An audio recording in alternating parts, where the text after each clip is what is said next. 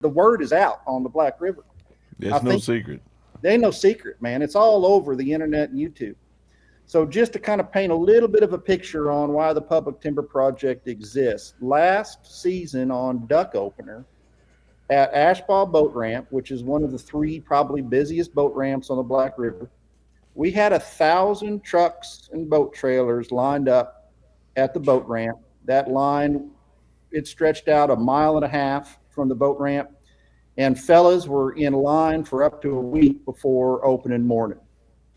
That's 1,000 trucks and trailers at one boat ramp.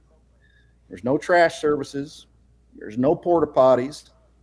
And the impact this is having on this area, it's an unintended consequence of our current management, if that makes sense. We're really impacting these areas in a way we're causing damage to some of these areas.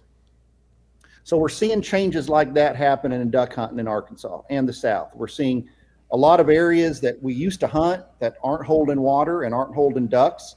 And we're seeing this huge concentration of hunters on fewer and fewer public land areas that have water and have birds.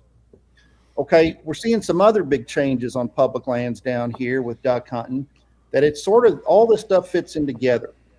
Probably one of the biggest ones I'm really concerned about is the changing demographic of the public land duck hunter in the South, in particular in Arkansas.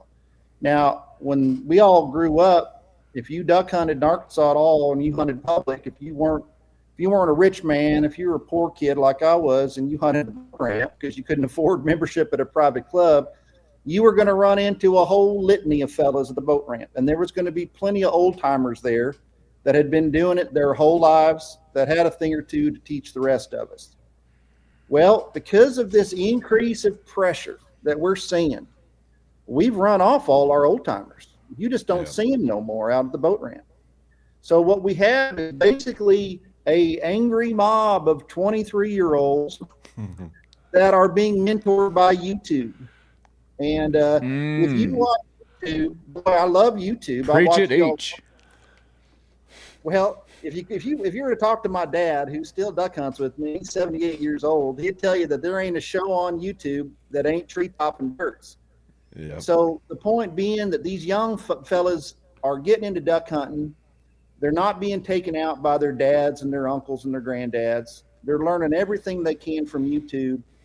And in our opinion, that we're making the wrong folks famous in duck hunting. And we've got some just bad examples out there.